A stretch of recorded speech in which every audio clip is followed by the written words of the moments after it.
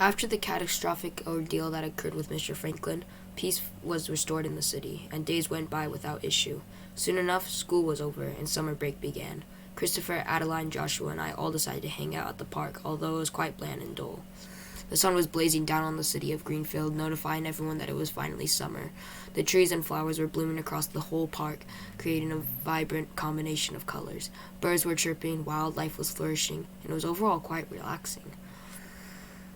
"Hey, did you guys hear about the Greenfield Summer Fair this year?" asked Christopher, sipping on his soda bottle as we talked. "No, I haven't yet," I replied.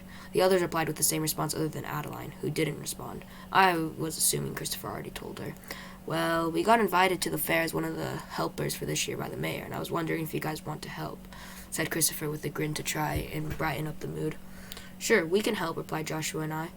"What day is it on?" I asked. "In 2 days, on the 13th of June, Christopher replied firmly. That was perfect. "All right, great," Joshua said. Christopher stood up from the park bench we were all sitting on. Adeline stood up subsequently afterward. "Right then, we will see you all in a couple days," Christopher said, starting to walk away with Adeline on the stone pathway of the park. Joshua leaped up from the bench and grabbed Christopher's shirt aggressively. "Why don't you want to hang out a bit longer?" Joshua nipped at Christopher. Christopher glared back at Joshua before slapping his wrist and making Joshua let go of his grasp. "I need to do stuff at home, all right?" Christopher fumed. Joshua quietly walked back to the park bench with me. "Losers," Joshua mumbled under his breath. I continued staring at Christopher and Adeline as they walked away. "This is why I dislike them," I murmured. "Well, what now?" Joshua asked. "I guess we gotta go home now," I said, standing up from the park bench.